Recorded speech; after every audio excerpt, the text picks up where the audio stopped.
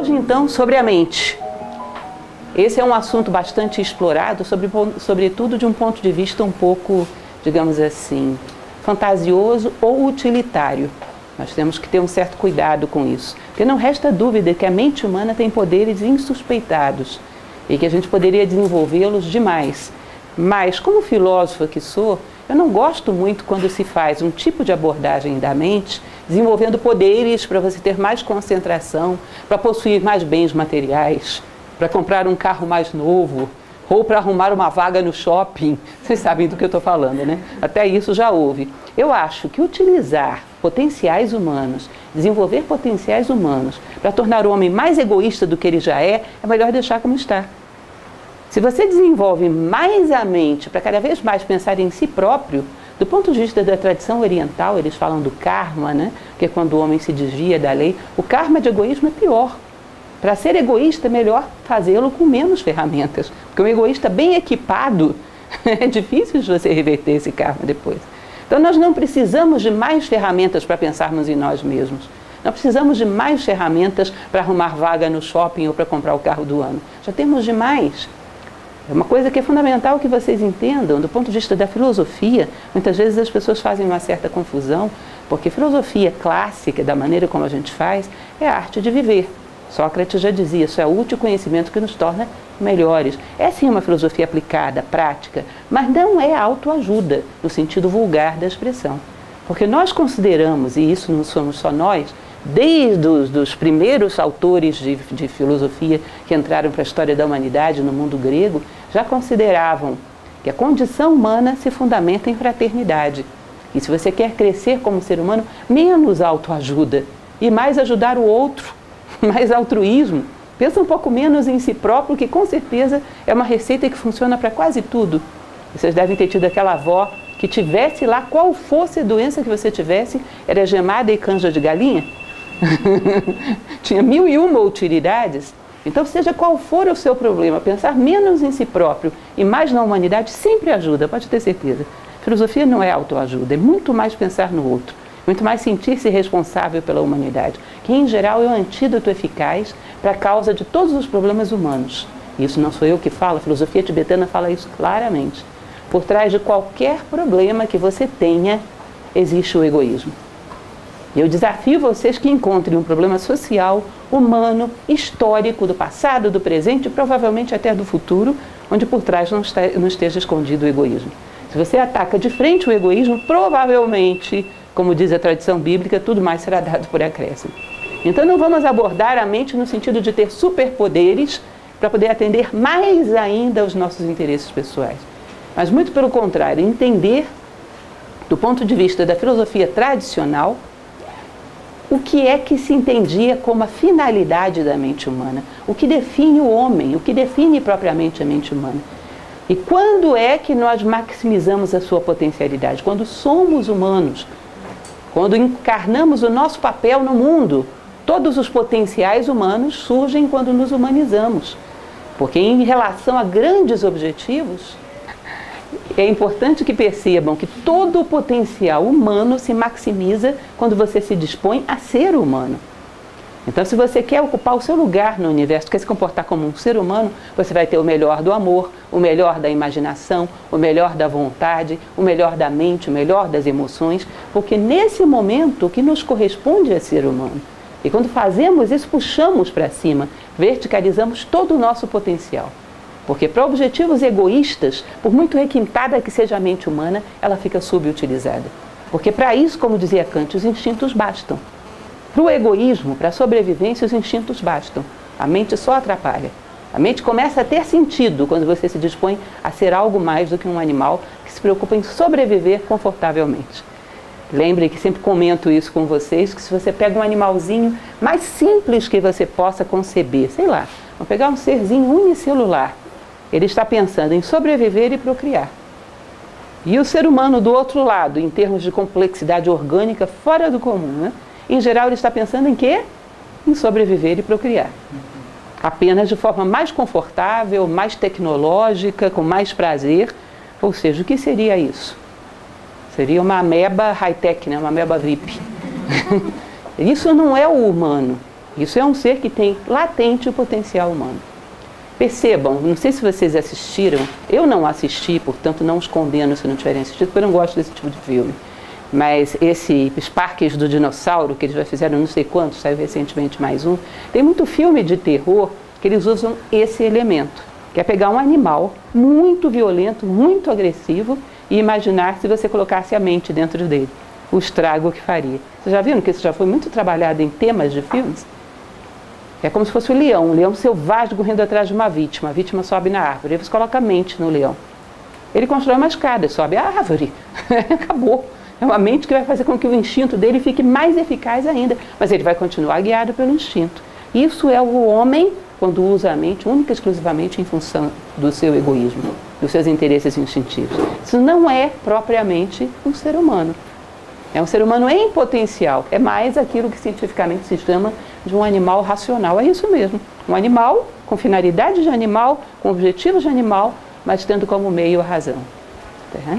Então, sobretudo, no caso da mente, que é onde mais temos danos, porque isso nos faz o maior predador da Terra, há que ter cuidado.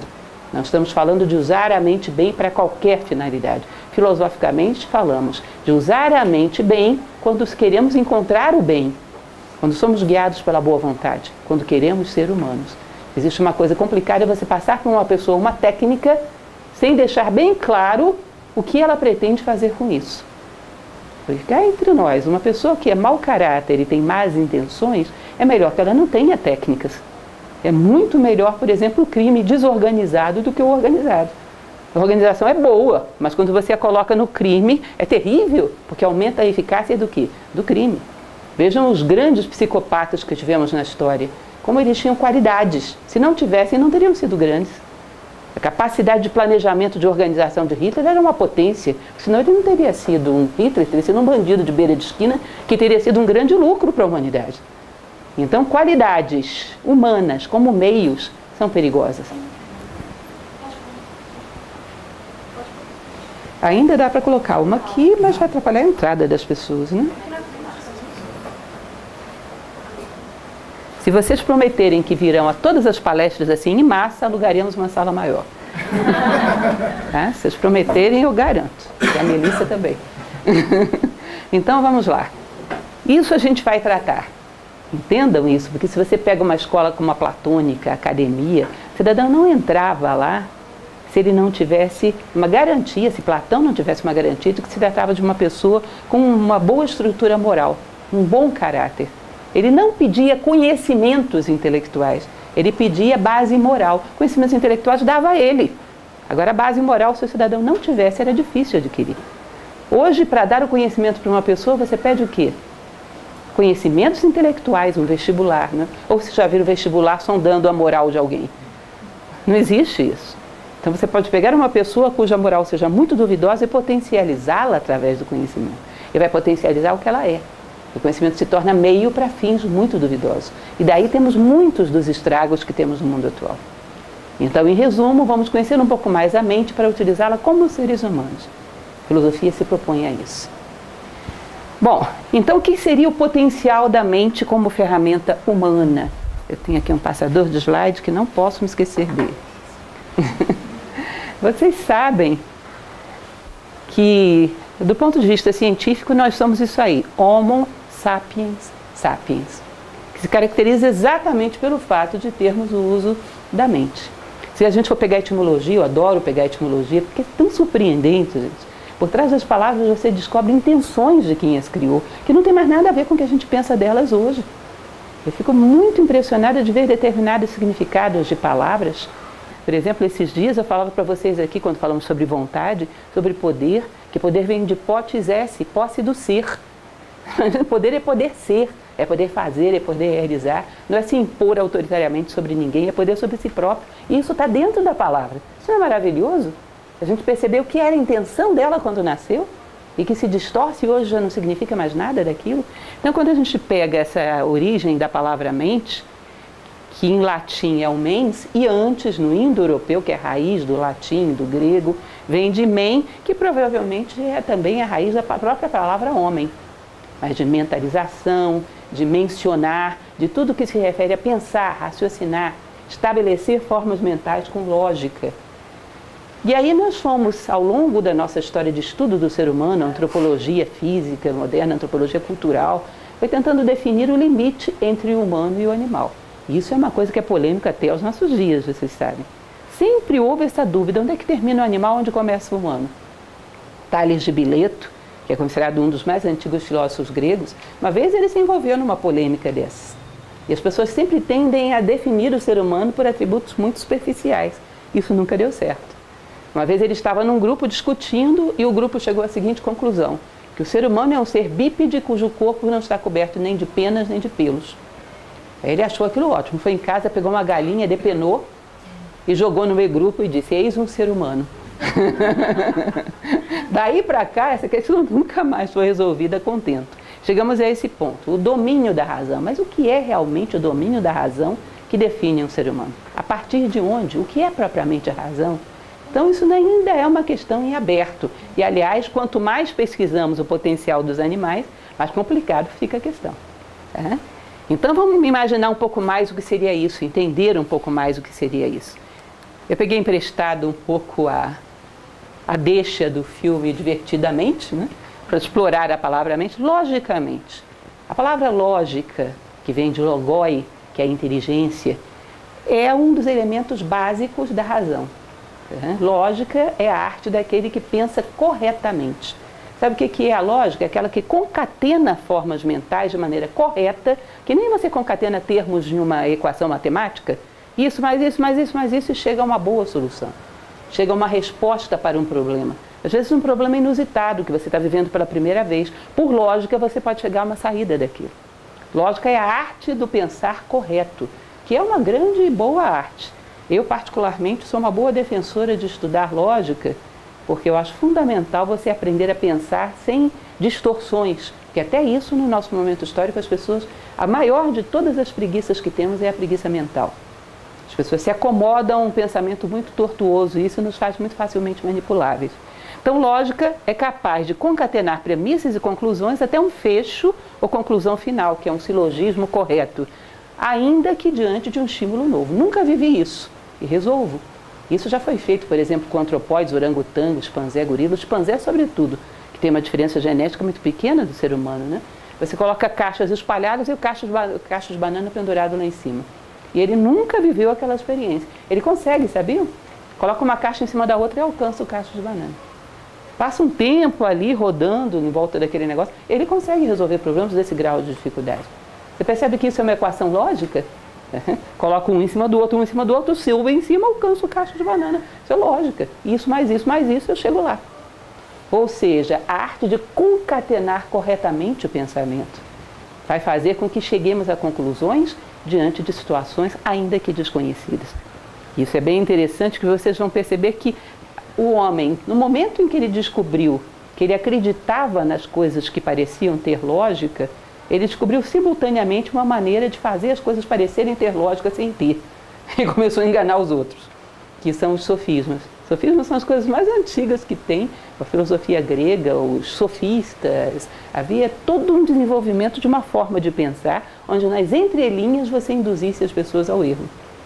E nós hoje somos muito bons nisso, gente. Muito bons. Às vezes, quando você pega um discurso bem construído, com intenção de manipular, você com aquela folha de papel na sua frente, uma caneta na mão, você tem dificuldade de achar onde te enganaram, se é bem construído. Ou seja, quando você descobre como o homem pensa, você também descobre como fazê-lo não pensar, ou induzi-lo a pensar de forma errada. Nós somos cheios de imprecisões nos nossos conceitos. Cheios. Vocês já ouviram falar das 12 falácias clássicas? A gente toda hora usa isso. Se eu abrir uma exceção para você, vou ter que abrir para todo mundo, que é a falácia da bola de neve. Como assim? Eu abro uma exceção para você porque você merece uma exceção, o outro talvez não. Brasil, ame-o ou deixo. Como assim? Não tem uma solução intermediária? Não tem nada no meio do caminho? Nós cansamos de usar falácias. São manipulações da lógica. Então, a arte de pensar que caracteriza o Homo sapiens é pegar um monte de tijolinhos, que nem aquele joguinho que a gente jogava quando era pequeno do construtor, e concatená-los com uma certa ordem, de tal maneira que isso te permita chegar a uma conclusão esclarecedora. Agora, como falei para vocês, Muitos animais têm essa possibilidade. E, sobretudo, esses bichinhos. Hoje já existe uma discussão enorme sobre isso, porque tem sido feito pesquisas com outros tipos de animais, não necessariamente com os antropóides, e que tem dado muito boa resposta também. Obviamente os cães, obviamente golfinhos e outras espécies às vezes têm dado respostas surpreendentes. Mas esses aí são bastante conhecidos. São capazes, às vezes, de chegar a equações lógicas, desenvolver equações matemáticas de pequena dificuldade. Um macaco como esse, um chimpanzé, sobretudo, são muitos os experimentos. Essa macaquinha, não sei se vocês já ouviram falar dela, se chama Washoe. Conhecem a Washoe? Muito prazer, ela morreu em 2009, com 40 e poucos anos. Ela é um prodígio. E esse cidadão, Roger Fultz, um psicólogo. Roger Fultz, ele teve uma ideia bastante original. Pegar essa bichinha recém-nascida e levar para casa. Levou para casa e criou como se fosse um bebê. Ele e a esposa.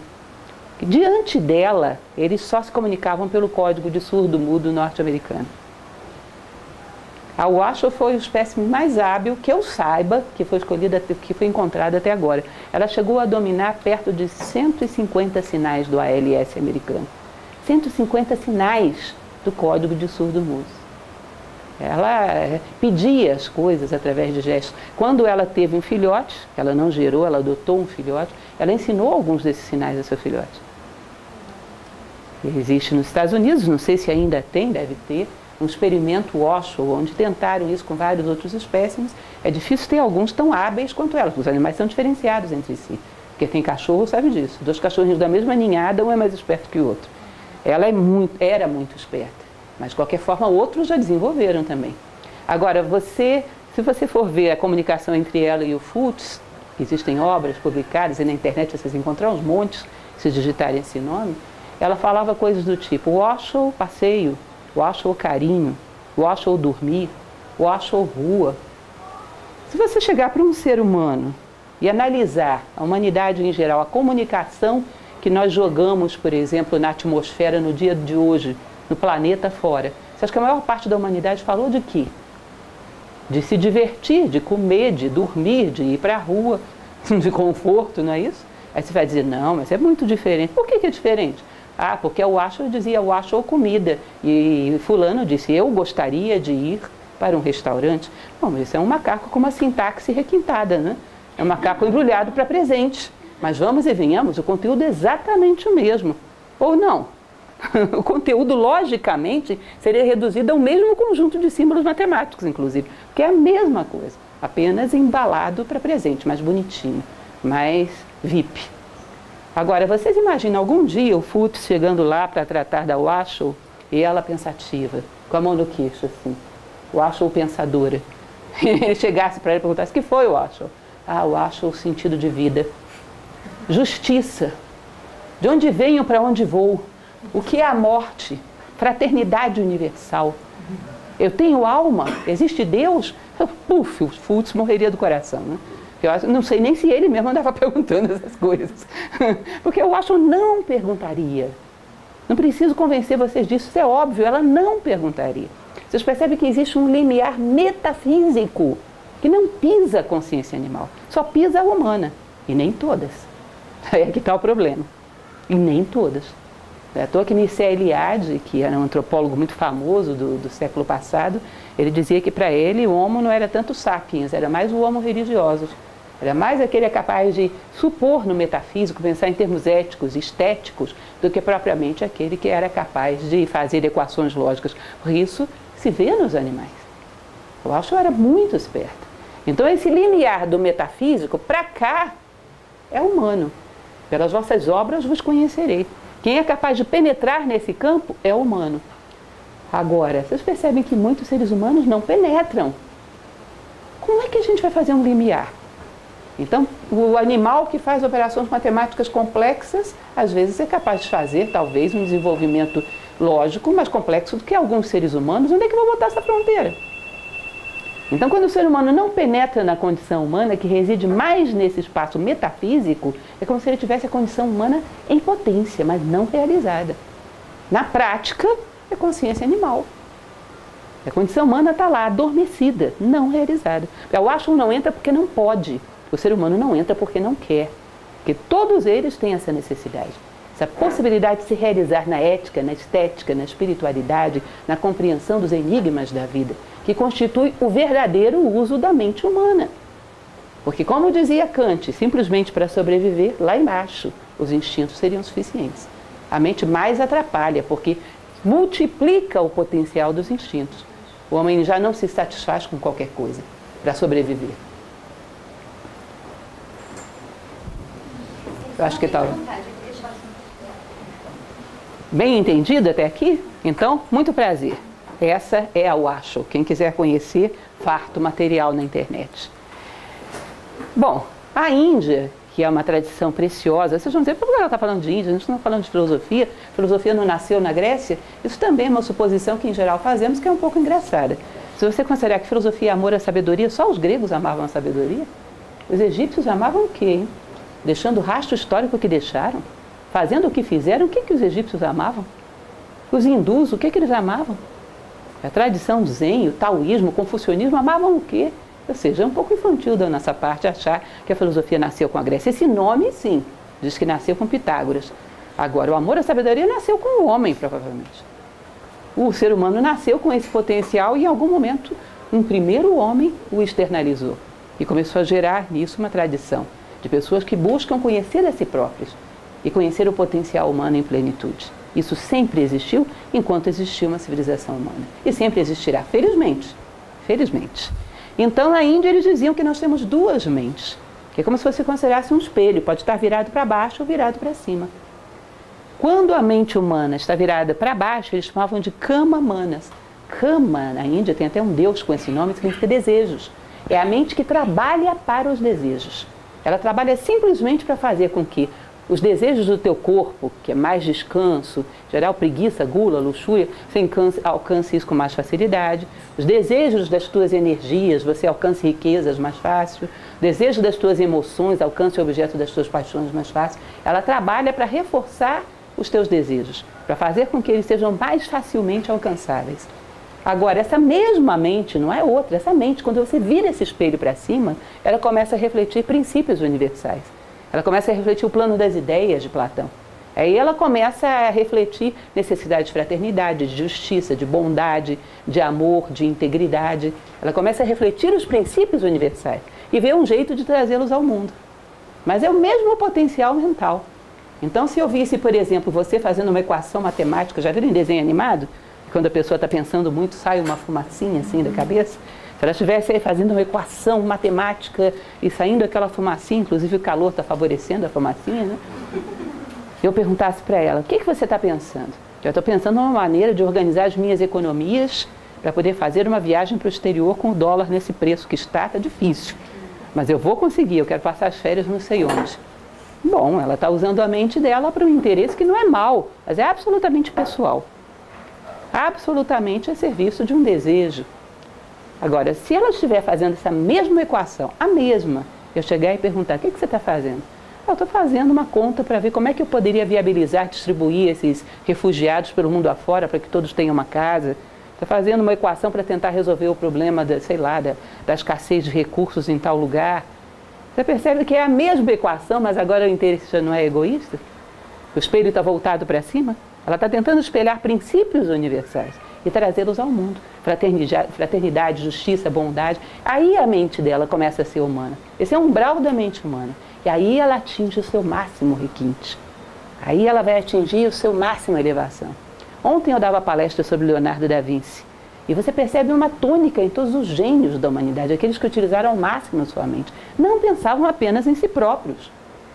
Porque com esse pensamento mesquinho e egoísta, no máximo você pode ser um bom negociante. Mas um artista, um gênio, um sábio, não. A mente não se eleva tanto assim. Vocês vão perceber que às vezes até um bom negociante, um homem que faz criações tecnológicas geniais, num mundo onde as pessoas são tão inertes mentalmente, ele se destaca. Que é o velho ditado, em terra de cego quem tem um olho é rei. Mas se ele tivesse os dois olhos, seria fantástico não só para ele, mas para a humanidade. A ideia da mente é que a gente não tenha só esse olho que olha para a terra, tem um olho que olha para cima. Não sei se vocês já ouviram falar, eu dei para vocês a palestra, não sei se alguém estava aqui na palestra que eu dei sobre o mito de criação de Roma, que é a Eneida de Virgílio. Alguém assistiu? A Eneida, ela foi criada por um herói chamado Enéas, isso no mito, evidentemente, isso não é histórico. E esse herói, ele era muito forte, mas ele não sabia onde criar Roma. E ele tinha um pai que era muito sábio, mas que já não aguentava mais caminhar, que era Anquises. Aí ele coloca o pai nas costas e carrega. O pai tinha bons olhos, mas não tinha pernas. E Enéas tinha boas pernas, não tinha olhos. Percebe que Roma é criada com os olhos da sabedoria e as pernas da mente prática? Ou seja, guiada por princípios e depois mobilizada pela mente prática, pela mente concreta. Você precisa das duas coisas para fazer ponte entre céu e terra. Porque senão você não criaria Roma só com olhos ou só com pernas, não. Precisaria das duas coisas. Ou seja, ver esses ideais e uma mente prática para plasmá-los no mundo. Isso seria o natural. Agora, quando você corta isso, todas as nossas criações têm finalidade egoísta. E aí fica uma coisa, honestamente, desculpem, mas monótona. Porque qualquer criação brilhante, salvo raríssimas exceções, qualquer criação brilhante você vai ver por trás o que tem. É um grupo econômico que patrocinou e que comprou a patente, que vai usar aquilo só para interesse deles. É não sei o que, só interesse deles. Um dia desse, não tem muito tempo, uma aluna me mandava uma teoria de administração de empresas maravilhosa, uma novidade que está saindo aí no mercado, que falava de um processo de reengenharia das empresas para proporcionar uma realização de todos os funcionários. Um negócio assim parecia paradisíaco, sabe? Mas sabe o que era o ponto final da história? Eles descobriram que as pessoas felizes produzem mais. Ou seja, o ponto final não era a felicidade, era a produtividade. Eu olhei, mas aí perdeu a graça, foi o mesmo egoísmo. Daqui a pouco, se amanhã ou depois vem um ideólogo maluco e chega à conclusão que as pessoas infelizes produzem mais, eles largam tudo isso e pegam um chicote. Porque a finalidade não é a felicidade, é a produtividade. Então é cansativa esse pensamento circular em torno dos interesses egoístas de um ou outro. Todo mundo preocupado demais consigo mesmo. Isso dentro de um corpo seria o quê? Uma célula que só pensa nela e não no corpo. Como é que se chama isso do ponto de vista patológico? Um câncer. Então é um pensamento que do ponto de vista sistêmico é canceroso. O egoísmo é canceroso. Enquanto não quebramos esse vínculo e não olhamos para cima, não saímos dessa. Você não sai de um degrau da escada para cima se você não olha para cima. Fica tentando sair naquela mesma direção, fica batendo contra a parede, né? Você não quer olhar para cima. Então a mente humana, ela teria essas duas possibilidades. Uma capta ideias, como Platão dizia. Platão dizia que existe um plano das ideias, onde tudo nasce. E o plano concreto que é a sombra dele. A gente vai ver isso já já. Então essa mente, ela é capaz de ir lá em cima e captar ideias. E a outra traz ao mundo e concretiza, né? Uma capta ideias e modela as emoções e o corpo. E a outra modela as ideias para atender desejos das emoções e do corpo. Vou explicar isso para vocês através do que o Kant dizia. Até coloquei ele ali. O que é modelar, captar as ideias e modelar as emoções, modelar o corpo segundo essas ideias? Eu compreendo, por exemplo, que tal ato é justo.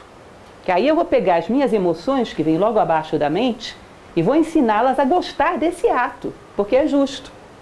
E vou ensinar o meu corpo a se motivar por esse ato, porque é justo. Se você começa de cima, você vai educando toda a personalidade para trabalhar para isso. Agora, se você começa de baixo, eu vejo o que eu gosto e depois faço a minha mente trabalhar para isso. Kant, a história que eu falava para vocês, é muito interessante, é um pensador brilhante, da época do grande racionalismo clássico. Como o próprio nome diz, as pessoas faziam uma ode à razão.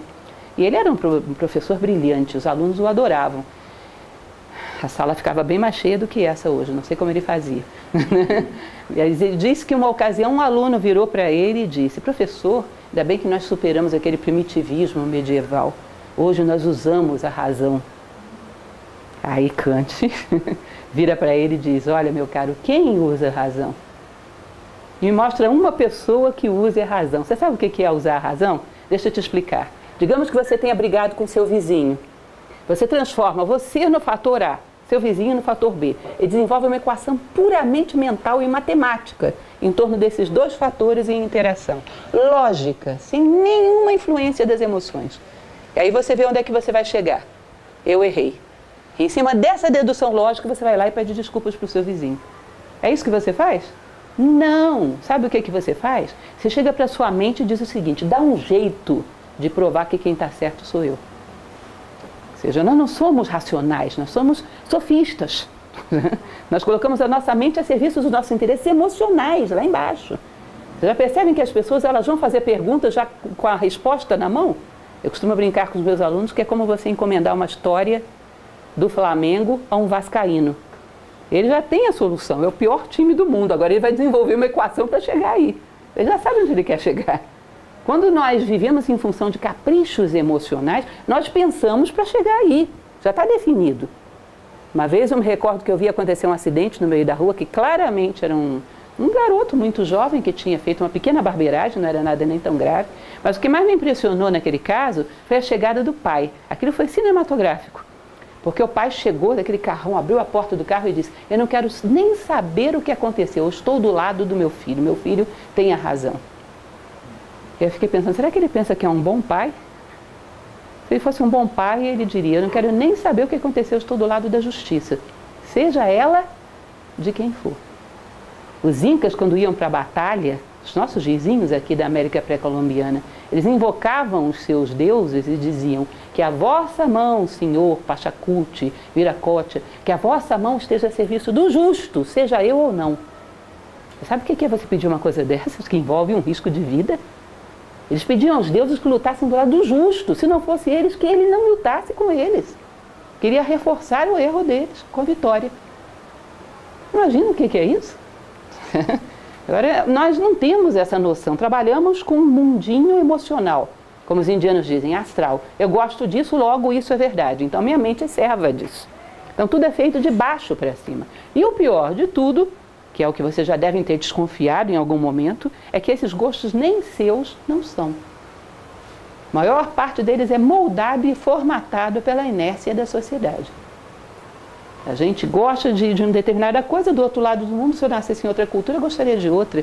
Esse arroz soltinho que todo brasileiro adora, isso para um japonês é um inferno. Você já imaginou comer com palitinho, grãozinho por grãozinho? O arroz gostoso do japonês é Unidos Venceremos. Para a gente, arroz Unidos Venceremos é muito fraterno, mas é péssimo de sabor.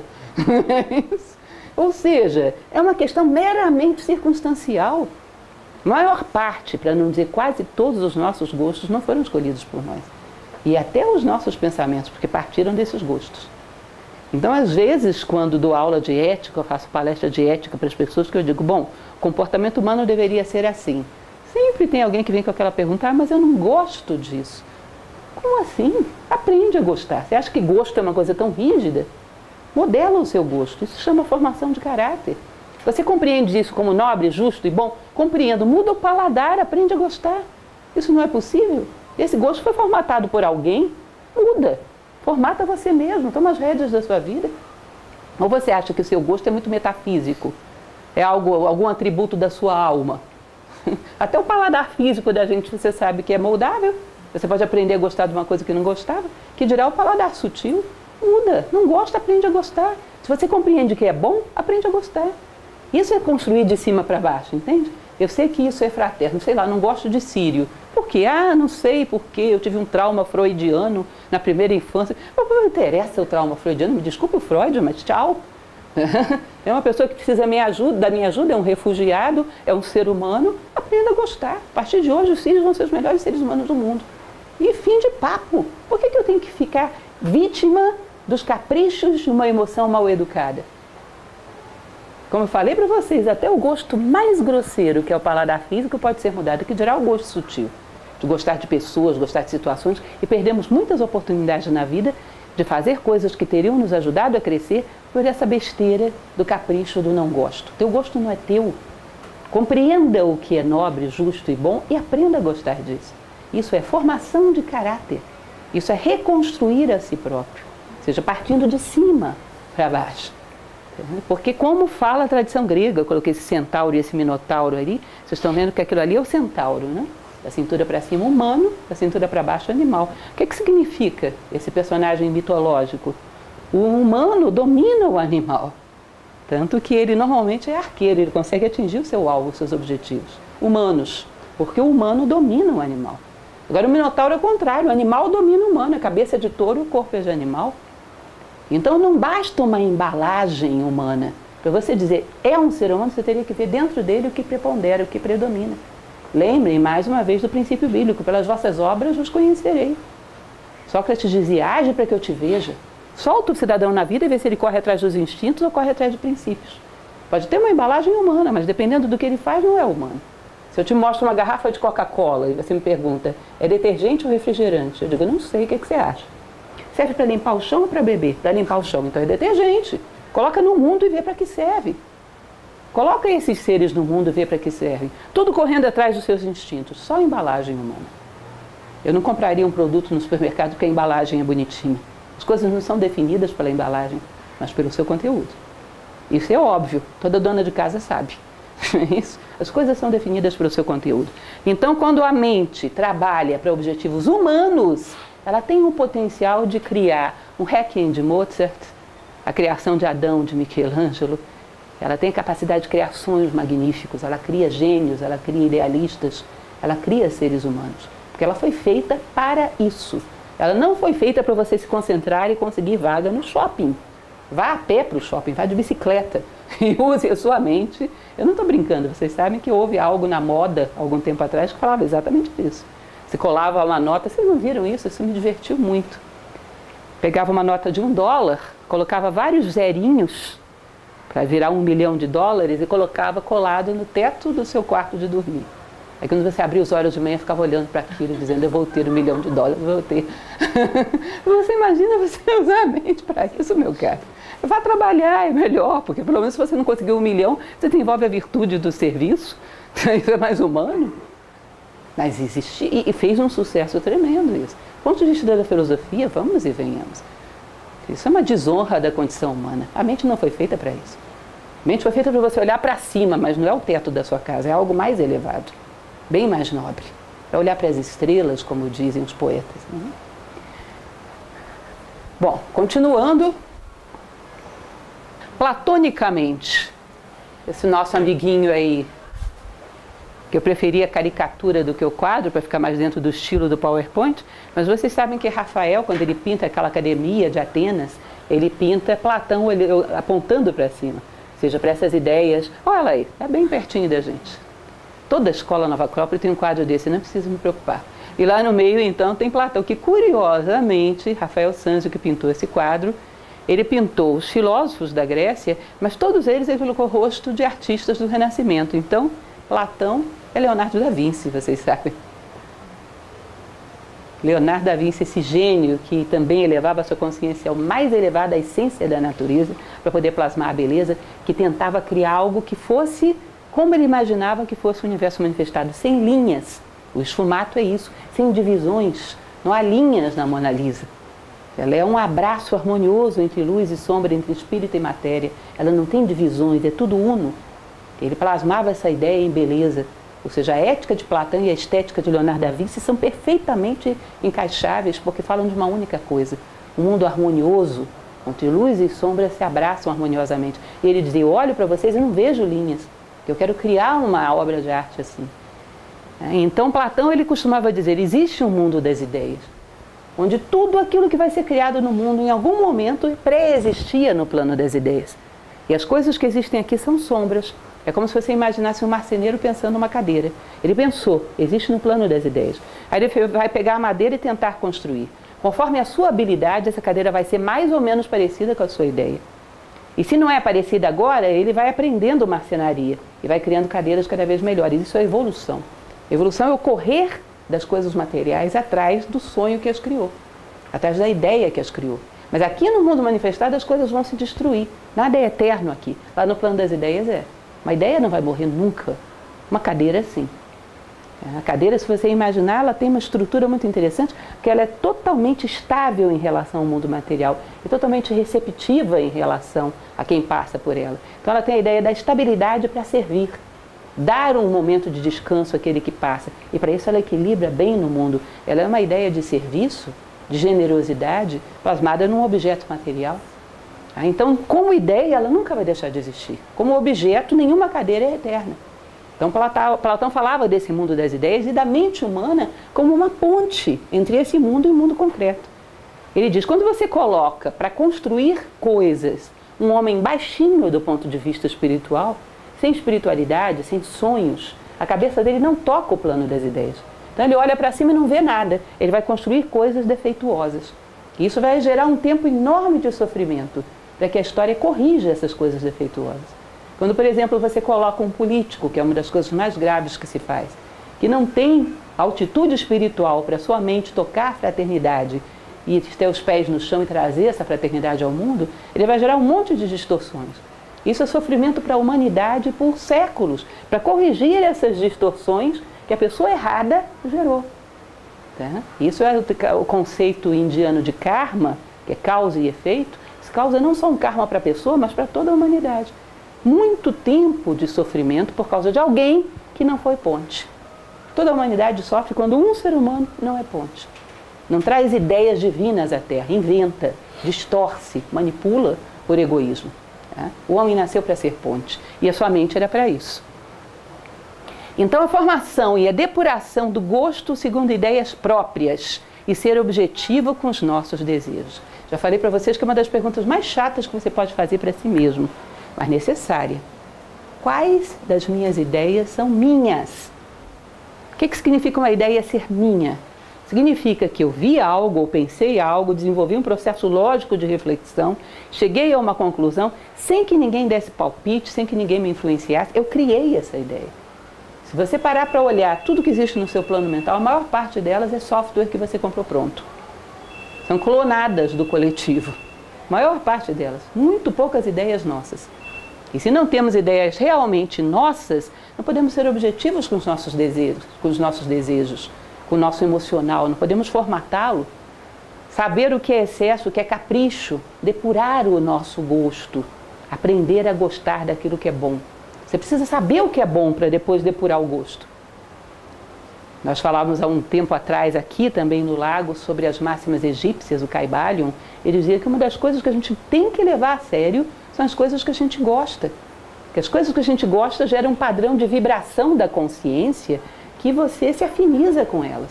Então não é impune você gostar de coisas grosseiras, de coisas vulgares, de conversas vulgares, de companhias vulgares, porque isso puxa a tua consciência para esse padrão de vibração e deixa você preso aí. Então não pense que gostar de coisas grosseiras é mero hobby, é mera diversão, é impune. Isso gera consequências na vida das pessoas, e consequências sérias. Então existe um filósofo, inclusive do século passado, Sri Ram, que dizia que a evolução nada mais é do que a depuração do gosto. Entendem como isso é profundo e complexo? E a mente trabalharia para isso. Ela pega um modelo lá em cima e vem para os gostos e diz, olha, eu gosto disso que é bom, isso é mal, porque ela viu. Agora, se você não viu nada, como é que você vai depurar o seu gosto? O que é o bem, o que é o mal? Para quem não tem nenhuma espiritualidade, nenhuma ideia própria, nenhuma visão desse plano das ideias, ele vai ter que copiar esses padrões do coletivo. Hoje as coisas são justas, por quê? Porque todo mundo pensa assim. Mas por que todo mundo pensa? Eu não sei não, mas a voz do povo é a voz de Deus. Todo mundo pensa, deve estar certo. Bom, na Idade Média todo mundo pensava que a Terra era plana e estavam errados. Essa sua teoria nem sempre funcionou, meu caro. As pessoas que chegaram a conclusões certas foram aquelas que pensaram por si mesmas e não aquelas que foram na onda. Vejam na história. Só Galileu Galilei achava que a Terra era redonda. Era só ele que estava certo. Não era a massa. A voz do povo não é a voz de Deus, é a voz do povo. Esse ditado está errado. Simplesmente. A voz de Deus é a voz da inteligência naqueles que ousam usá-la. Esse ditado é uma furada. Não funciona assim as coisas. Não funcionam, né? Perdão. Então, ser objetivo com os nossos desejos a partir desses modelos que você percebeu com a mente. Mas para isso tem que percebê-los. E ter uma capacidade de pensar. Parem para pensar nisso. Quantas vezes no meio do nosso cotidiano a gente para olhar as coisas à nossa volta e pensa, se existisse uma lei justa, isso que eu estou vendo seria permitido? Seria normal? Seria bom? Ontem mesmo eu parava num sinaleiro e foi uma coisa que eu achei interessante, porque automaticamente, pelo medo que temos da violência, todo mundo fecha o vidro. E tinha uma pessoa vendendo algumas coisinhas. Quando você olhava para o rosto daquela pessoa, era um grau de dor, de exaustão, de sofrimento. E eu pensei, mas como nós nos tornamos cruéis por medo? Ou seja, você para num sinaleiro e você fica procurando, como eu poderia resolver isso? Vou ajudar essa pessoa, mas ao mesmo tempo eu sozinha dentro de um carro não me expor a tanto risco. Como eu poderia ser fraterna e não me deixar alienar pela mentalidade de medo que a sociedade tem? Ou seja, não tem um sinaleiro que não te ensine alguma coisa e você não sai de lá melhor. Você percebe isso? Se no próximo sinaleiro eu não vou ser mais tão cruel, vou ter encontrado alguma solução. Pouquinha, pequena que seja, mas eu não vou seguir o coletivo, vou ter que encontrar uma saída para isso. Você vai crescendo com tudo aquilo que a vida te dá, vai procurando formas, vai procurando saídas para se humanizar. E são fatos pequenos, porque o que acontece a nós são fatos pequenos mesmo, mas em cima deles a gente vai encontrando saídas. Isso é o filósofo, está buscando a sabedoria. Vocês acham que ele vai buscar onde? Na sua vida, no dia a dia, nesses pequenos fatos. E com isso vai depurando a sua sensibilidade, o seu gosto, sua percepção da dor alheia, vai pensando menos em si mesmo, vai vendo o mundo à sua volta. Ou seja, não somos Leonardo da Vinci e não viemos aqui para construir a Mona Lisa, porque não somos gênios, mas temos capacidade para construir a nós mesmos. Isso é nossa obrigação, deveríamos fazer. E para isso é que serve a mente, para nos construirmos como seres humanos. Então, o homem que tem uma fonte interior que gera o seu pensamento, ele se torna algo como um gênio. Porque aquele que constrói a si mesmo como um homem moral, como um ser realmente humano, já é genial num momento histórico onde se prega o egoísmo e a banalidade. Agora, quando tudo que você pensa e sente vem do coletivo, você é um homem banal. Ele não conhece a si próprio. Ele cumpre um script vida. Ele apertou um play e deu o software vida e começou a rodar. Ele não sabe quem ele é. Ele é um estranho para si mesmo. Portanto, essa mente é muito subutilizada. É a mente de Washoe. Utilitária e não realmente humana.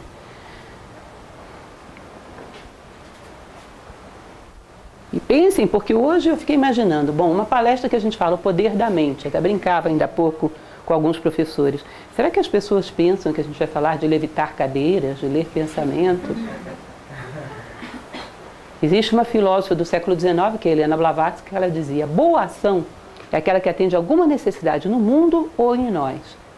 Se você levitar a cadeira, alguém vai sofrer menos no mundo por causa disso? Se eu ler o seu pensamento, alguém vai sofrer menos no mundo por causa disso? Muito pelo contrário, você vai sofrer mais porque eu vou quebrar sua privacidade. O que o mundo ganha com eu fazer essas coisas? Agora, se eu uso a minha mente para me tornar uma gota menos egoísta, a humanidade ganha com isso. Eu ganho com isso. Então, esse é o poder da mente. A boa ação é aquela que atende a alguma necessidade no mundo ou em nós. Eu não estou vendo ninguém com necessidade de levitação de cadeira. Esse tipo de poder atende à vaidade, te torna mais egoísta. Usa a mente como ferramenta para mais egoísmo, para destacar ainda mais a sua personalidade sobre a dos demais. Isso não é poder. Bom, continuando. Ordenadamente. Então não pense que você precisa ter muitas ideias. Você precisa ter poucas. Às vezes eu vejo textos maravilhosos, eu gosto de crônicas, gosto de pessoas que escrevem bem, gosto muito de Rubem Braga, que era um cronista sensacional. Ele escreve coisas bonitas, às vezes com 2 ou 3 ideias. E em cima daquilo desenvolve uma coisa fantástica. Às vezes é uma só. Eu lembro de uma crônica dele uma vez que era uma rosa que floresceu no jardim dele. E ali uma crônica maravilhosa. 1 ou 2 ideias lúcidas, humanas, bem colocadas. E você já estrutura uma vida humana digna em torno daquilo. Mas uma parafernália de informação e nenhum compromisso, nenhuma profundidade. Ou seja, muita extensão, nenhuma profundidade. Os grandes homens não tinham tantas ideias assim. Eles tinham poucas, mas profundas e estavam profundamente comprometidos com elas. Hermes Trismegisto, que a gente falava do Egito aqui esses dias, o Caibalion, as 7 leis do Egito, Hermes Trismegisto diz que só tinha aquelas 7 ideias. Só aquelas 7. E foi considerado o maior sábio de todo o Egito. Poucas ideias. Platão praticamente só falava da teoria das ideias. Tudo nasce daí. Claras, lúcidas e compromisso com elas. Verticais, que tragam luz ao mundo, por isso lúcidas. E assim você vai construir a sua identidade. Sabe por quê? É uma equação matemática clara isso. Da mesma maneira que se eu for querer usar uma piscina de um clube, eles vão fazer um exame na minha pele, porque quando eu entrar dentro da piscina, aquilo que está na minha pele passa para a pele de todo mundo, eu posso contaminar as pessoas. A minha pele, o meu corpo físico compartilha o mesmo plano com o corpo físico da humanidade e eu posso contaminá-los. A minha mente também, é como se você imaginasse uma grande piscina mental, que é o plano mental da natureza, e todas as mentes humanas mergulhadas aí dentro. Então qualquer pensamento, como temos um grau de individualidade muito baixo, qualquer pensamento de qualquer ser humano desses 7 bilhões que estão por aí, já beirando os 8, qualquer um deles pode surgir na tua mente em qualquer momento. Não acontece isso com vocês não, de às vezes aparecer um pensamento bizarro. E você dizer, de onde eu tirei isso? Não tirou. Qualquer momento os pensamentos entram e saem. Como é que eu vou saber se é meu ou não? Porque se você não sabe, Normalmente nós pegamos aquela forma mental e começamos. Por que eu estou pensando isso? Por que eu estou com essa ideia? Será que aconteceu alguma coisa? Daqui a pouco você tomou posse dela. Deve ser porque ela me tratou mal aquele dia e eu pensei assim. Daqui a pouco você criou um histórico e tomou posse de uma ideia que não era sua. Ou seja, se contaminou. Imunidade baixa, pegou o vírus. Percebe é claro isso. E como é que eu me protejo disso? Não deixo entrar ideias alheias. Você não vai conseguir. Porque não temos tanta visão assim de plano mental para evitar que as ideias da humanidade entrem na nossa mente. Só tem uma forma no nosso nível. Porque um sábio diz que ele consegue filtrar o que entra na sua mente. No nosso nível não dá. No nosso nível é você fazer uma listinha, por definição, de quais são os meus pensamentos. Eu sou a Lúcia acredita nisso, pratica esse princípio, vive isso. Qualquer coisa fora desse menu não é a Lúcia. Então eu me construo por definição, como um ato de vontade. Qualquer pensamento que surgir no meu plano mental fora desse menu não é a Lúcia. Então, oi pensamento, tchau pensamento, vá procurar o seu dono. Você entrou porque encontrou a porta aberta e sai pela mesma razão. Você não é meu. Por definição, pensamentos que têm a ver com essa coluna vertebral de valores são meus. Que não são meus, tchau. Vão procurar o seu dono. E você sabendo disso, às vezes, você pode até perceber de onde veio aquele pensamento. Quem é a pessoa do grupo que despejou aquilo em você? Com a certeza absoluta de que não é teu e não se contamina. E isso eu considero poder da mente. Poder da mente é identidade. Eu sei o que é próprio da minha mente e qualquer outra coisa eu não me identifico. Capacidade de relação também é um poder fantástico da mente, dessa mente aberta, luminosa. Eu sei que está calor, mas já estamos acabando, não fiquem nervosos, a vida é assim mesmo. Capacidade de relação, gente, é verdadeiro sentido, um dos sentidos mais profundos da inteligência. Platão ele dizia que numa coisa que dá certo, numa coisa que funcionou, você pode abstrair uma lei universal que funciona em qualquer outra situação. E um filósofo é capaz disso. Você faz uma coisa que dá certo, você vai lá atrás e pega qual foi a lei universal que você usou e aplica em outras situações totalmente diferenciadas. Isso é inteligência, é capacidade de relação. Eu sempre conto uma história bobinha, que a maioria de vocês já sabe decor e salteado, mas eu ainda não encontrei uma melhor do que essa, então vocês vão ter que ouvir de novo, eu sinto muito, que foi na época em que nós construímos a nossa sede do Lago Norte. Nós somos voluntários, então nós tínhamos 2 pedreiros reais e o resto de nós eram pedreiros fictícios, que iam lá para ficar aprendendo, errando, acertando, algumas coisas eram mais fáceis, enfim. O grande problema para mim foi o tal do reboco da parede, que era uma coisa louca. Quem já tentou isso, vocês sabem que é um negócio matematicamente impossível aquilo, que é uma loucura. Você joga aquilo na parede, puf, puf, puf, 1000 vezes. O pedreiro ria de mim, isso valeu, ele se divertiu às minhas custas bastante. Eu olhava para ele e via a quantidade de massa que ele pegava, a distância que ele ficava da parede, a força que ele colocava, fazia igualzinho puff no chão. Até que depois de tentar 1000 vezes, já era uma questão de honra, eu consegui a distância correta, a força correta, a quantidade de massa correta, puf, grudou. Eu fui brindar com champanhe e desisti daquilo. Mas foi interessante, porque aquele pedreiro eternamente, ainda hoje trabalha com isso, um excelente pedreiro, é melhor do que eu para rebocar a parede. Mas aquela experiência de vida, ele não sabe para quanta coisa eu usei. E ele só usa para isso, parede e massa. É o conhecimento técnico. Só se conhece uma aplicação daquele princípio. O filósofo abstrai uma lei geral. Eu recordo que anos depois, eu estava conversando com uma pessoa que estava com um problema emocional relativamente grave. Eu me dispus a ouvi-la, a falar alguma coisa, e eu percebi que aquela pessoa precisava desabafar um pouco. Eu precisava deixar ela falar. Mas se ela falasse muito, ela ia ficar tão emocionada que não ia ouvir mais. Então eu tinha que cortar no ponto certo. Eu tinha que falar algo que tivesse intensidade para convencê-la. Mas não podia ser muito forte, porque senão ela ia ficar chocada e ia começar a fazer drama. E eu não podia dizer tudo que era verdade. Mas eu tinha que dizer uma quantidade suficiente que fizesse ela ver. Aí eu pensei, intensidade certa, distância certa, o momento certo, puf, grudou. Vocês acham que eu lembrei de quê? Da massa. Da massa. Essa e várias outras situações na minha vida eu lembrei da massa. Naquela situação, o pedreiro vai sempre ser melhor do que eu. Mas vocês não sabem como essa massa me serviu. Isso é um filósofo, vocês entendem? Qualquer coisa. Se abstrai daí é um princípio universal que serve para vários outros. Capacidade de relação é inteligência. Então, quando você pega um acadêmico que conhece tudo sobre a gravitação dos elétrons em torno do átomo de tal isótopo, mas não sabe como fazer os filhos girarem à sua volta dentro de casa, ele é um técnico. Ele não é um filósofo. Nós temos um conhecimento que informa, não forma, porque não desenvolve inteligência, não desenvolve capacidade de relação. E isso é uma das coisas mais profundas que a mente pode te oferecer. Numa coisa que desse certa, você avaliaria todos os setores da tua vida sob aquele princípio, sob a luz daquele princípio. E alinhava tudo para um negócio sensacional. Sensacional. Uma vez um professor nosso da escola, ele comentava sobre o ser humano com um aluno. Normalmente são os jovens, adolescentes, que estão limpos dessas travas que a gente vai carregando pela vida e são às vezes geniais. Aí falava que dentro de sala ele ensinou para esse aluno que o corpo físico da gente é mais lento, as emoções têm outra velocidade, a mente tem outra velocidade. Dentro de nós existem vários corpos, cada um com uma velocidade. Aí o aluno chegou para ele e falou: professor, hoje eu entendi o que o senhor falou, porque eu fui andar na escada rolante e os degraus giravam numa velocidade e o corrimão em outra, eu me desequilibrei e caí. Eu pensei, bom, na minha personalidade deve ser assim também. Eu vivo caindo porque cada coisa está numa velocidade e eu não consigo harmonizar. Eu falei, gente, que brilhante! O cara pegou o princípio da personalidade e aplicou a escada rolante. Você imagina. Às vezes crianças conseguem fazer coisas surpreendentes. A gente vai ficando mais velho, vai ficando bloqueado, não faz mais relação. Vocês percebem? É como se a nossa cultura ensinasse a ser desinteligente, se é que existe essa palavra. Vai travando essa capacidade de visão e de relação brilhante que às vezes uma criança ou um adolescente tem. Mas um monte de informação para o garoto ganhar dinheiro ele recebe. Mas isso ele perde. É um preço muito caro. Muito caro. Perde o potencial humano.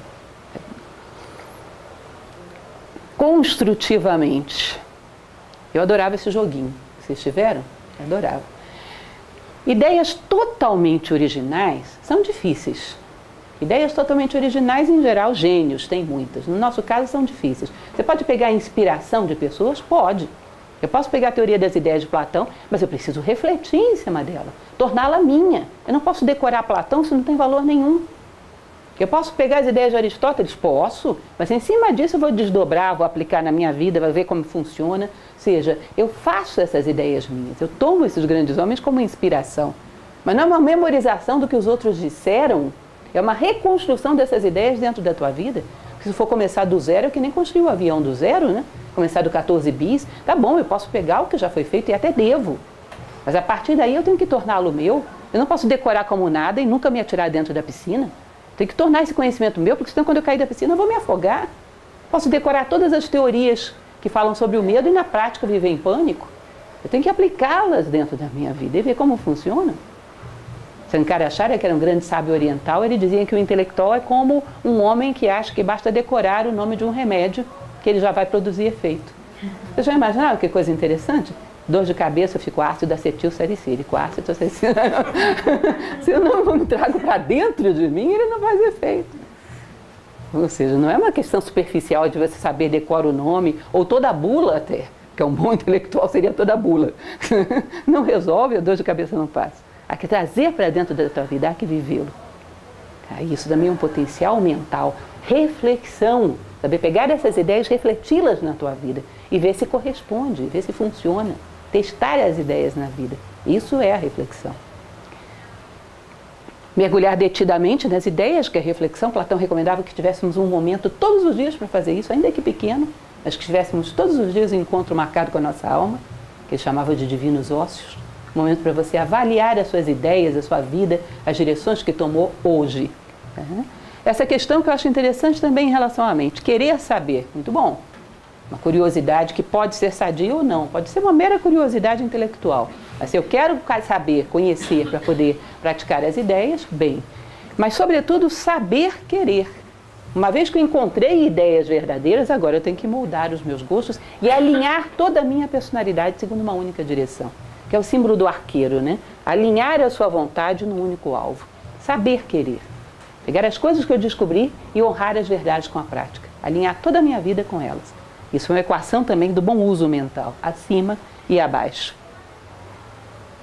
Gracinha essa foto, você não acharam? Contagiosamente. Vocês vão ver que tem uma coisa engraçada. As ideias más contagiam. As ideias boas, não. Você só cola conscientemente. Eu não me torno virtuoso por contágio. Por contágio eu pego catapora, honestidade não. É curioso isso? Ou seja, vícios mentais, preguiça, maus hábitos, inconscientemente, quando você menos percebe, só por pertencer a um grupo, às vezes você já tem. Às vezes até vícios de linguagem, postura, isso passa que é uma beleza. Agora, a virtude você só adquire conscientemente.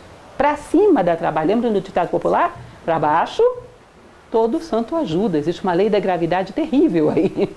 Para cima, só com esforço, consciente. Então, quando temos qualidades, podemos inspirar aos demais através do exemplo. Agora, vícios, basta uma flecha de atenção, que todos ficamos iguaizinhos. Miséria é miséria em qualquer canto, riquezas são diferentes. Lembra? Um pouco de filosofia até em música popular. Ou seja, e as ideias positivas formam um escudo invisível que bloqueia as influências perniciosas. Não pensem que isso é uma coisa metafísica, abstrata. É óbvia.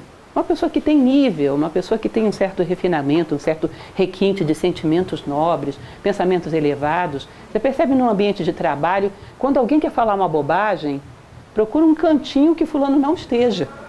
A presença dele intimida. Quando você vibra em função de coisas mais elevadas, só de você entrar num ambiente o assunto melhora. Aliás, quando as pessoas querem falar bobagem, elas torcem para que você não vá, porque senão você quebra o clima. Vocês nunca viram essas pessoas que só delas entrarem num ambiente, todo mundo se ajeita na cadeira? E diante daquela pessoa não se faz qualquer coisa, e você nunca disse nada, nunca exigiu nada, mas só de ser o que é, você cria um clima que puxa as pessoas para cima. Todo mundo mostra o seu melhor porque você está presente.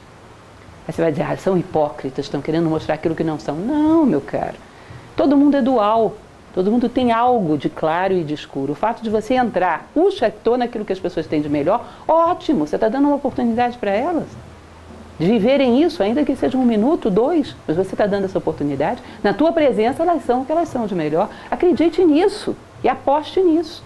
Não é que ela seja hipócrita e quando você sai ela vai ser outra coisa. Ela gostaria de ser aquilo o tempo todo. Se você ajudar, ela consegue um pouco mais. Alice a isso. Seja cúmplice do que ela tem de melhor e lute contra a sombra. Porque ela está tentando e sozinha não consegue. Porque dual todo mundo é. Né? Todos somos duais. Às vezes não é hipocrisia, é fragilidade, é debilidade. Gostaria de ser aquilo mais tempo, mas não consegue. Mas se você ajudar, quem sabe? Então, através do exemplo, nós criamos uma aura à nossa volta e transmitimos esse elemento. Mas conscientemente. O vício se passa inconscientemente. A qualidade não, a virtude não. Isso é uma curiosidade interessante. Espiritualmente, já quase concluindo, fiquem tranquilos. Vocês sabem que a gente tem 2 memórias? Que está associada àquelas 2 mentes? Claro, claro, claro. Aí entrando com um campo um pouco mais metafísico, você diz que as tradições orientais, por exemplo, que falam mais disso, e mesmo no Ocidente, Egito, uma parte da filosofia grega também, e quando a gente morre é só isso que resta, daquilo que a gente armazenou nessa mente superior. Imagine o exemplo clássico que sempre dou nesse caso. Você está caminhando por uma rua, distraidamente, pensando, como dizia minha avó, na morte da bezerra. Alguém me explique a raiz dessa expressão, porque eu nunca entendi. Eu não sabia nem que era uma bezerra, mas eu já falava isso. Você está andando pela rua, pensando na morte da bezerra, aí pumba, enfia um pé num buraco e torce o pé. O que é a memória concreta e passageira desse fato? Você quebrou o salto daquele sapato novinho que você tinha acabado de comprar. Que dia foi isso? Que droga de administrador de Brasília que não tampou esse buraco? Bem que eu não votei nele. E não sei o quê. E blá, blá, blá. E isso, aquilo. Todas as circunstâncias que envolvem aquele fato. Pouco tempo você não lembra mais disso. Daqui a 2 anos eu te pergunto, que sapato você estava usando naquele dia que você torceu o pé? Você vai dizer, que brincadeira, você vai querer que eu lembre de uma coisa dessas? É uma memória banal, passageira. E essa tende a morrer mesmo. Ninguém guardaria uma banalidade dessas. Agora, o que eu poderia extrair de profundo desse acontecimento? Desatenção provoca acidente. Desatenção é negativa, desatenção provoca dor. Você vai percebendo que é como se você pegasse uma laranja e extraísse o sumo da laranja. O sumo da laranja é o que a experiência pode te fazer crescer. É o ácido ascórbico lá que vai te proteger contra a gripe, vai compor o teu corpo. Mas a casca vai para o lixo. A casca é essa memória passageira.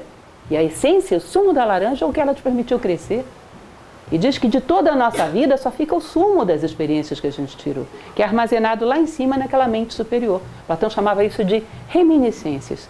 São as sementes de ouro, porque ele acreditava em reencarnação. Ele dizia, olha, um dia vai nascer uma criança mais atenta do que outra. De tantas experiências que ela foi acumulando ao longo da vida e extraindo a essência. Agora, quando você não reflete, não extrai nenhuma essência de um acontecimento, vai ter que cair de novo, simbolicamente algo equivalente, até que chegue a essa conclusão, que a vida precisa te passar esse recado. Ela vai gerar fatos externamente diferentes, mas simbolicamente idênticos. E às vezes a gente olha para as pessoas à nossa volta e vê, fulano está vivendo experiências repetitivas, mas em nós mesmos não vemos. Não é curioso isso? Um pouco cruel, né? Eu brinco com os meus alunos e digo, você quer saber quais são os defeitos mais grosseiros que você tem? Pergunte para o porteiro do seu prédio, ele deve saber. Um aluno meu disse, eu vou me disfarçar e vou conversar com o porteiro do meu prédio e perguntar o que ele acha de mim, pegar minha ficha psicológica completa. Porque é assim, nós temos facilidade de ver nos outros e nós mesmos não vemos. Então, a essência das experiências é armazenada nessa mente superior. O que eu aprendi com os fatos. A circunstância do fato se perde. E isso seria o processo de crescimento, a quantidade de sementes de ouro que você recolheu ao longo da sua vida, o quanto caminhou. Hermeticamente, já falei para vocês, nem preciso repetir muito, que é o princípio fundamental daquele Caibalion egípcio. O universo é mental, que foi onde Platão se inspirou para criar o seu plano das ideias, a sua teoria das ideias. Tudo nasce num plano mental, se reflete no mundo, gera sombras. Ou seja, aquilo que pensamos como uma mente superior pode gerar construções que venham a nos transformar em seres melhores, venham a mudar nós mesmos, venham a mudar o mundo. Agora, cuidado, que serve também para o negativo. As ideias negativas que alimentamos também vão dar um jeito de vir ao mundo. Na mínima fresta da tua desatenção, elas vão gerar fatos. Porque se você gerou um molde, mais cedo ou mais tarde ele vai querer gerar o corpo, vai querer encarnar. Sabe aquela pessoa que você não gosta? Fica com essa ideia alimentando na mente, mas não conto para ninguém, então não vai gerar nenhum fato. Vai. Uma hora que você estiver mais distraído, que tiver passado por uma circunstância estressante, você vai passar e cumprimentar todo mundo, menos aquela pessoa. Ou vai ser grosseiro com ela. Por quê? A tua mente vai aproveitar essa fresta da tua atenção para jogar aquilo no mundo. Porque aquilo ali está tensionando para gerar a realidade. Se você alimenta no plano mental, aceite que você vai conviver com isso no plano físico. Mais cedo ou mais tarde. Porque o que existe como molde, um dia será objeto. Numa fresta da tua desatenção, isso vai gerar um fato. E se você não quer que esses fatos existem, limpe os moldes. Mude a sua forma de pensar. Ou se responsabilize pelas consequências quando elas vierem. Tanto para bem quanto para mal, tudo nasce no plano mental. Isso dizia a tradição egípcia e isso reforçava Platão. Dedicadamente. O que significa isso? Exercícios como esses se chama Tra-Tak, que nem tratado.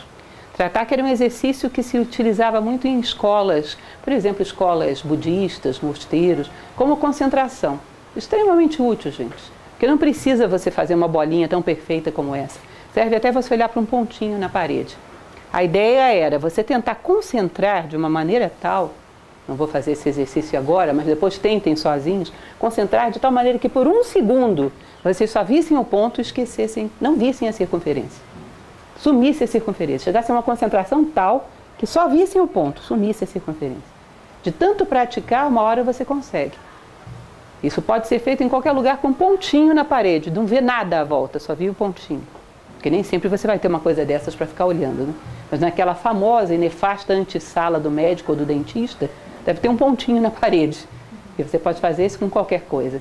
Isso é interessante porque você vai dizer, isso deve ser uma tremenda perda de tempo, para que eu vou ficar olhando para uma coisa dessas? Mas quando você tentar conter os seus pensamentos para estudar, para refletir sobre uma questão, você vai ver como isso aí foi útil. Porque isso é um treinamento de musculatura para você dominar teu plano mental. Esses mosteiros antigos, essas escolas antigas, eram especialistas nesse tipo de prática, simples desse jeito, para desenvolver musculatura para você ter algum comando sobre o seu plano mental. Ser capaz de banir ideias invasoras e se concentrar numa única ideia. E é simples, mas é muito eficaz. Agora, veja bem, é dominar a mente e não paralisá-la.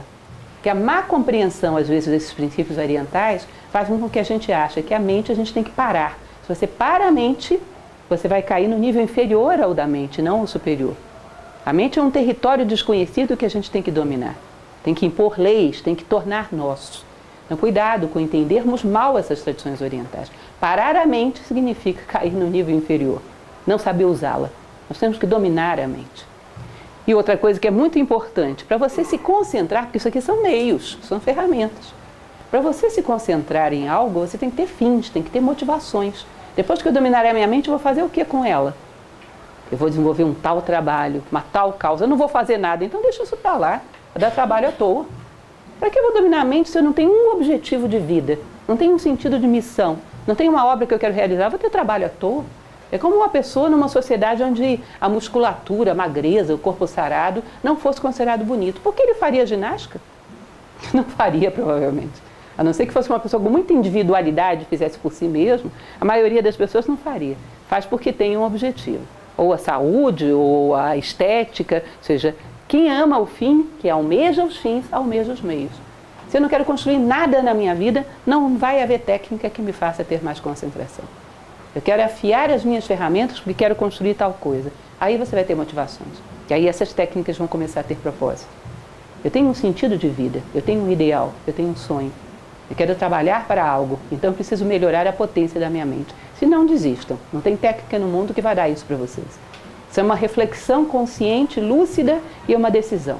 A minha identidade, onde eu quero chegar com tudo isso. Aí as técnicas começam a funcionar. Sem sentido de vida não dá. Quando a gente sabe para onde quer ir, começa a afiar. É o conto de fada que eu sempre falo. Os contos de fada também são simbólicos, sabiam? O príncipe chega lá no reino, o rei fala, um dragão aprisionou a minha filha. O garoto, você sabe que o príncipe não tinha nem barba ainda, era um garotote. E era um dragão. Mas ele para e pensa, é justo, é nobre, é bom, vou lá. Fui, monta no cavalo dele e vai para enfrentar o dragão. E a causa é tão nobre, tão justa, tão boa, que no meio do caminho, no início ele não tinha chance, mas no meio do caminho ele não vai achando armas mágicas? Um velhinho, ele dá água para o velhinho dá uma capa que ele fica invisível, ele acha uma espada, um pássaro conta para ele algum segredo, de tal maneira que quando ele chega lá, ele está armado até os dentes e capaz de conquistar aquele dragão. Ou seja, quando o homem se compromete com algo nobre, justo e bom, seus poderes latentes vão aflorando no meio do caminho. Ele vai tendo cada vez um maior domínio de si mesmo. Mas quando ele se compromete com algo nobre, justo e bom, se vocês forem contar para uma criança um conto de fada, onde o rei chega e fala, salve minha filha, que está prisioneira de um dragão. O príncipe cruza os braços e diz, o que eu vou ganhar com isso? Quando você paga? A criança vai dizer, para agora que eu não vou ouvir uma história idiota dessa. Muda de estação. Que príncipe mais besta? E uma criança pura, realmente infantil, esse tesouro que é pureza infantil, nenhuma delas ouviria uma história idiota dessa. O objetivo tem que ser nobre, justo, bom, humano. E aí sim você vai desenvolvendo poderes latentes. Isso é o natural. Então qualquer exercício funciona quando você tem um objetivo humano. Quem almeja os fins, almeja os meios. Um sonho humano digno e fraterno fará com que eu extraia o melhor das minhas ferramentas. Mente, emoções, corpo, tudo que você tem. Quem pode construir sonhos grandiosos, também pode construir as ferramentas para torná-los possíveis.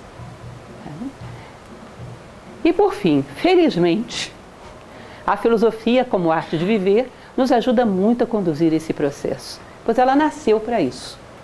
O que nós buscamos em Nova Acrópole como curso de filosofia é recuperar essa ideia que é de Sócrates, só é útil o conhecimento que nos torna melhores. E esse outro, que é um verso de um poeta chamado Píndaro, que ele dizia, ser quem és, sabendo. Ou seja, quem és? Ser humano. Ser isso, sabendo. Sabendo todas as coisas que tem dentro de você e o que se espera de você no esquema da natureza.